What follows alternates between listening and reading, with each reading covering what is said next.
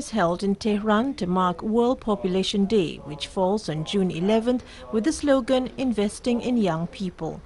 UNFPA's Iran representative Dr. M. Hulki Uz addressed the forum on the importance of the day. Dr. Uz said every year UNFPA and its partners celebrate World Population Day across the world. The day is an opportunity to bring attention to a particular theme within the area of population and development. This year's theme is investing in young people. Through this theme, it will underline the importance of marking focused investments in young people and providing them with opportunities to develop the knowledge, skills and resilience needed for a healthy, productive and fulfilling life. Dr. Uz added that over the past decade, Iran has experienced a youth bulge. Today, around 50% of the population is under the age of 30, and the country's large cohort of people between 15 and 29 makes up around one-third of the population. In terms of education, Iran has made remarkable progress. Between 1956 and 2011, literacy rates among young men increased from 28 to 96%, and that of young women increased from 10 to 97%.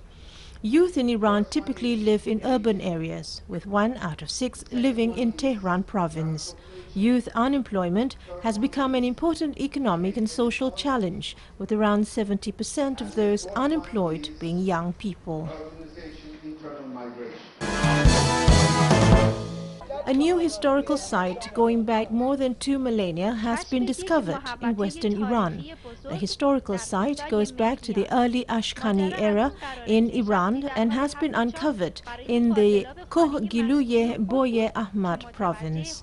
Local historical heritage chief Mahmoud Bagheri said it is a complex of a big hall and 23 adjacent rooms that are linked to each other with a system of tunnels. Bagheri said the tunnels are also linked to a central tunnel that extends to a nearby mountainous area, raising speculation that the intertwined rooms and canals were used as emergency refuge during wars. He added experts have so far found 3 ancient vases there and expect to discover a historical town nearby through further exploration.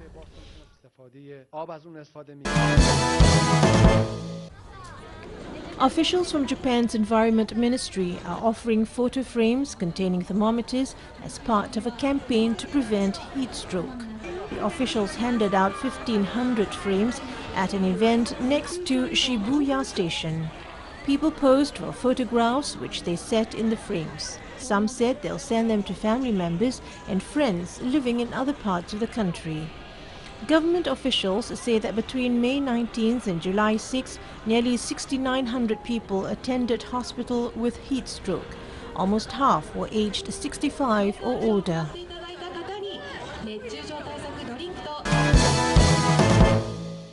Children in Shizuoka Prefecture got the chance to ride on a full-size Thomas the Tank engine on July 12. Oigawa Railways decorated trains to look like characters from the famous TV show. About 560 people took the 40-kilometer trip. People along the route cheered and waved flags. The company will operate Thomas trains each weekend until mid-October. All trips are already fully booked. Oigawa Railways has registered losses for the last 3 years, but company officials say the Thomas event will bring in 120 million yen.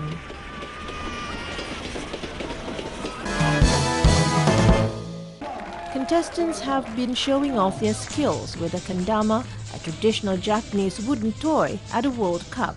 About 110 competitors from 11 countries, including the USA, Denmark and the Netherlands, took part. Each performed for 3 minutes.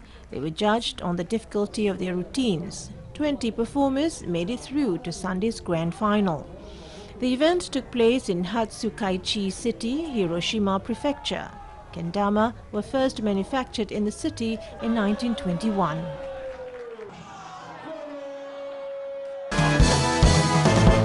The Empress has staged an event for the Emperor to show her appreciation for his continued good health since he turned 80 on the 23rd of December last year. Folk dancers from around Japan gave performances to celebrate the emperor's 80th birthday. About 130 people gathered at the music hall in Higashi Goyan Garden at the Imperial Palace. The emperor and the empress were joined by the crown prince and his family, Prince Akishino and his family, other members of the imperial family, as well as officials from the Imperial Household Agency. Princess Aiko, the daughter of the crown prince and princess, Prince Hishihito, the son of Prince and Princess Akishino, were also invited by the Empress. The entertainment included the Awa Odori dance from Tokushima Prefecture and a folk song, Aizu Bandai-san, from Fukushima Prefecture, and the Empress selected the pieces. The performers closed the event with Kachashe, a celebratory dance from Okinawa.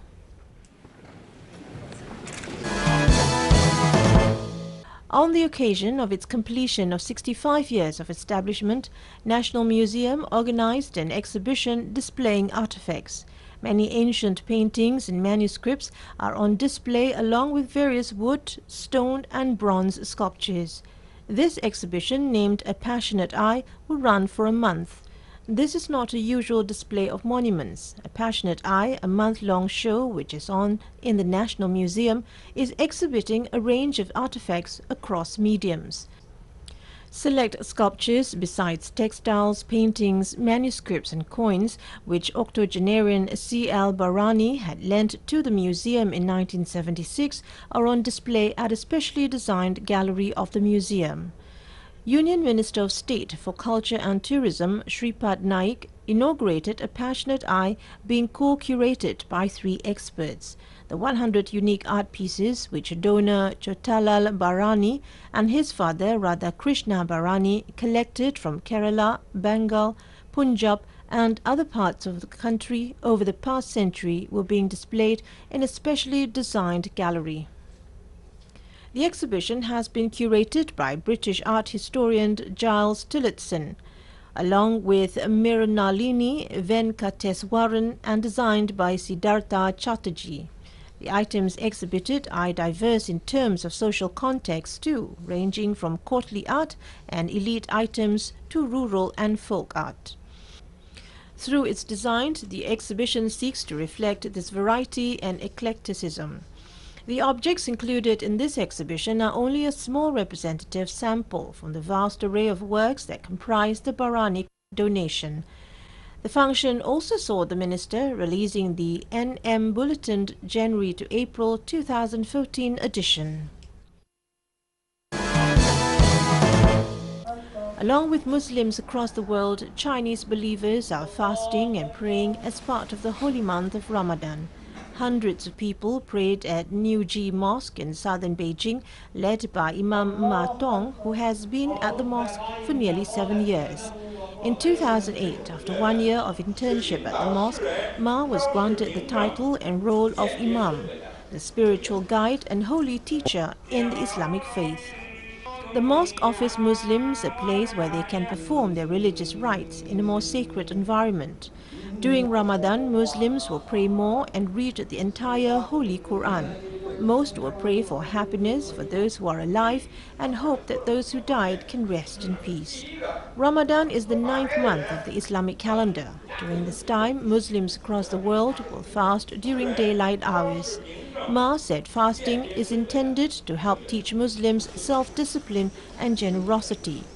It also reminds them of the suffering of the poor who rarely get to eat well. During Ramadan, Muslims have 1 meal before sunrise and another directly after sunset. Ramadan is a time to spend with friends and family, either at home or at the mosque.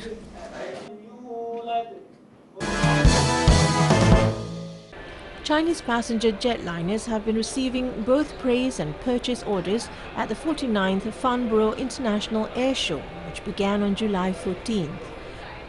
Aircraft from China displayed at this year's event were products from the Commercial Aircraft Corporation of China, or COMAC, which was established in 2008 with the goal of producing large passenger planes. The company has been advertising its twin-engined regional airliner ARJ-21 and its C919 family of narrow-body airliners. The ARJ-21, nicknamed the Flying Phoenix, is 33 meters long and has a wingspan of 27 meters. With a range of around 2,225 kilometers, it was mainly designed for use at high temperature and high altitude airports in remote areas of West China. The aircraft has acquired more than 70% of its required certifications and is expected to gain final approval for sale from the Civil Aviation Administration of China next year. 4 test-phase ARJ-21s have already completed a combined 2,200 safe takeoffs and landings, as well as more than 4,600 hours of flying time in various conditions. During the airshow, COMAC signed a memorandum for the sales of 3 ARJ-21 jets with the Transport Ministry of the Republic of Congo, bringing the total number of purchase orders for the plane up to 258.